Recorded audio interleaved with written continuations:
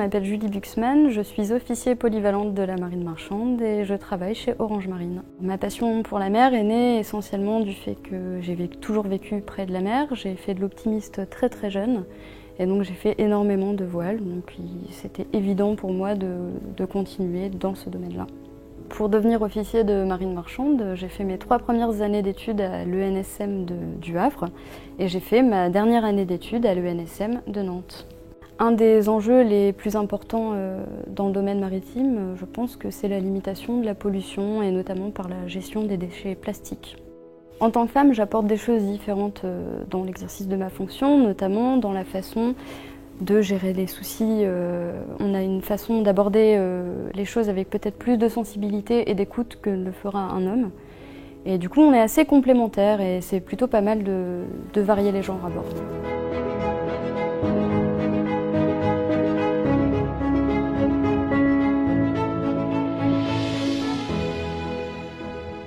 La mer a toujours fait partie de mon environnement personnel puisque j'ai toujours habité à côté de la mer. Et donc quand je me suis orientée vers des études d'ingénieur, assez naturellement je suis partie vers des études d'ingénieur en architecture navale. C'est vrai que le poste de responsable secteur navire correspond parfaitement à mes attentes puisqu'on a en fait presque 1000 personnes à bord du MSC Bellissima. Il faut réussir à coordonner tout le monde pour réussir à livrer le bateau en temps et en heure, en respectant les règles de sécurité et en respectant les règles de qualité à son armateur MSC. Lorsque dans des équipes on a une mixité, parce que c'est ça qui est important, c'est vraiment la mixité dans les équipes, on arrive à trouver des compromis qu'on a peut-être plus de mal à trouver lorsque dans des équipes il n'y a que des hommes par exemple.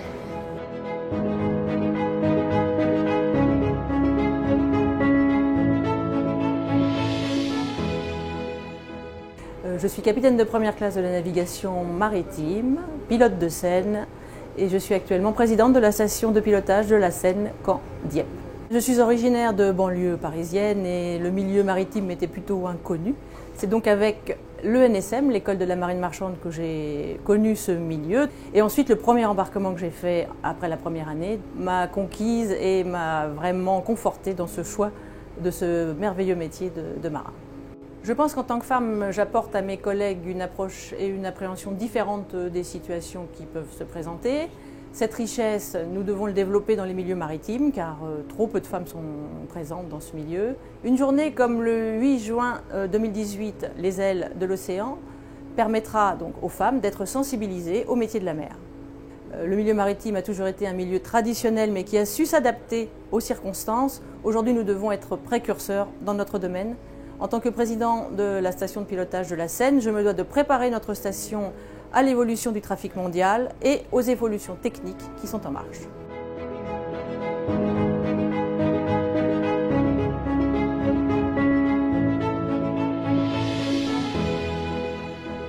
Le choix de la marine marchande a été assez tardif. Cette carrière était à l'époque peu envisagée pour une femme. Les hasards de la vie ont fait que je me suis rendu compte que c'était possible.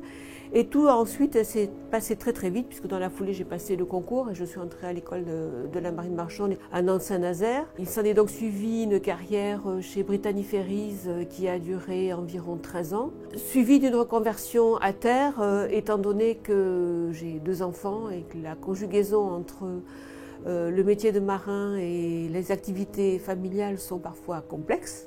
Alors actuellement, le principal enjeu est celui des futurs navires qui seront alimentés au GNL.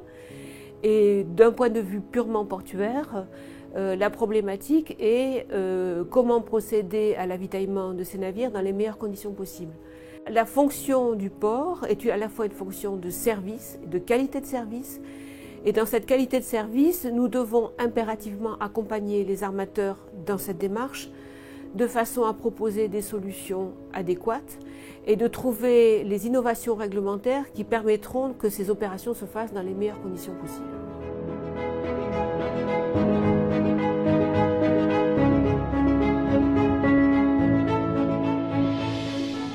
Je suis rentrée dans le métier d'ostréicultrice depuis presque le berceau, puisque mes parents étaient ostréiculteurs en Ernos-Cébin.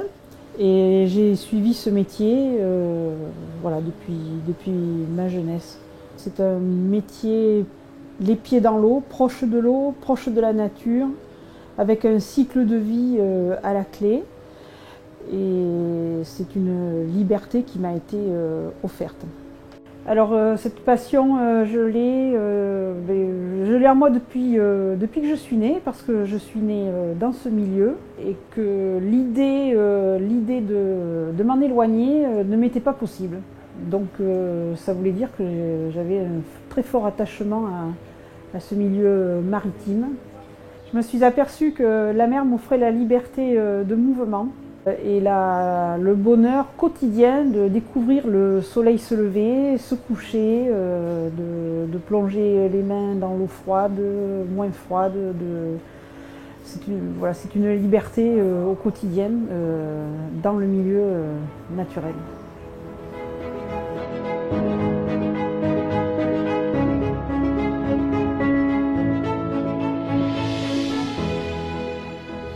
Je connaissais très peu ce milieu et petit à petit je me suis renseignée, j'ai découvert ce que c'était que l'école navale. J'ai rencontré des personnes, des marins, des enfants de marins.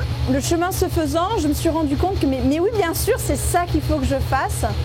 Je crois que c'est mon premier vrai choix dans la vie. C'est un milieu qui est peu connu, ce qu'on y vit est assez exceptionnel et difficilement retranscriptible, difficilement explicable. Ça a peu d'importance finalement que vous soyez un homme ou une femme, vous allez être dans les mêmes responsabilités et vous allez agir de la même manière. Et finalement, si j'ai un message, c'est de dire que quelles que soient vos origines, quel que soit votre genre, quel que soit votre milieu social, quel que soit votre niveau d'études, vous avez peut-être une place dans la marine. Et votre place, elle sera préservée. On vous accueillera à bras ouverts. Finalement, ce qui compte, ce sera l'esprit d'équipage après et ce que vous êtes capable de fournir au bâtiment, à la marine en elle-même. Vous avez plus de 90% des marchandises aujourd'hui qui transitent par les mers. Et sans la mer, la croissance terrestre serait bien moins bonne. Et l'avenir économique du monde passe aussi par la mer.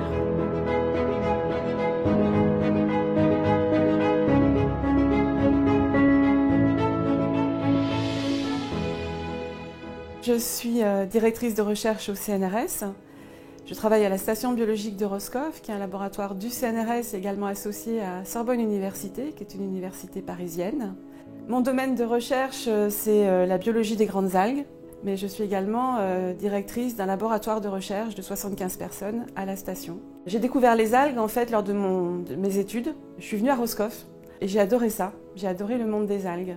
Et lorsque j'ai eu mon diplôme de DEA, je suis revenue ici sur un petit contrat. Et là, j'ai décidé que vraiment la recherche, c'est ce qui me plaisait. Les menaces sur les écosystèmes marins touchent tous les niveaux de l'écosystème, du microscopique au macroscopique.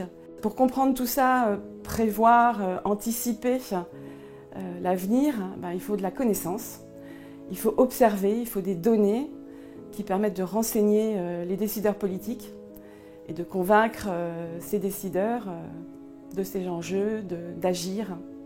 La biologie, d'une façon générale, c'est un travail d'équipe. Donc réussir à faire jouer les synergies, à travailler à l'interdisciplinarité, ça c'est un défi vraiment passionnant.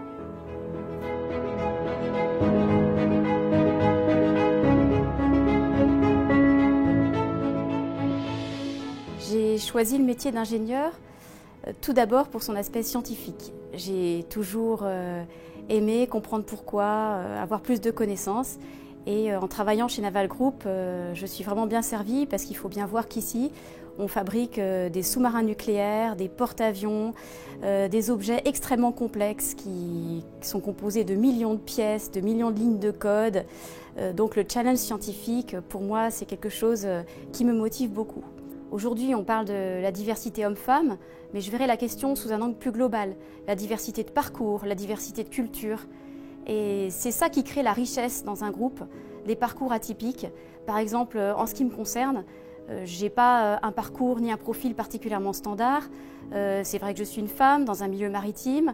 Je suis diplômée ingénieure, mais pas particulièrement dans le milieu maritime. Et dans mon groupe, on ne m'a jamais fait sentir que c'était un handicap. Au contraire, Ça a été extrêmement souvent valorisé et ça m'a permis d'avoir un parcours professionnel varié en fonction de mes attentes et des besoins du groupe.